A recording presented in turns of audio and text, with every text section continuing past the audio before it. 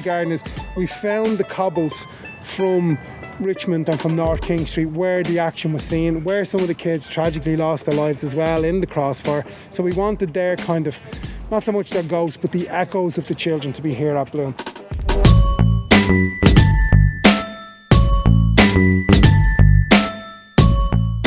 I was actually lucky enough to travel to Chile in December of last year to the Casa Real, which would be the home of Santa Rita, and I spent over a week there getting inspiration for this garden. Well, the garden is based upon the concept of a Damascus courtyard garden, and which is in turn based upon a real-world garden that we're building in the Syrian Refugee Reception Centre in Monasterevin in County Kildare. The horror of contemporary Syria has been well portrayed and well documented, and I wanted to do something more to express a sense of hope for the future.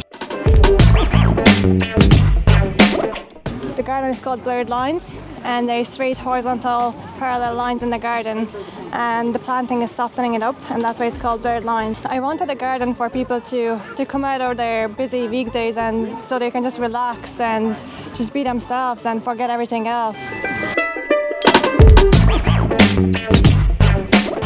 Well, the garden has been designed to highlight this modern phenomenon that we're experiencing these days of what I kind of call the invasion of social media in a way. And this garden is designed to kind of highlight that problem and maybe offer up a solution as well.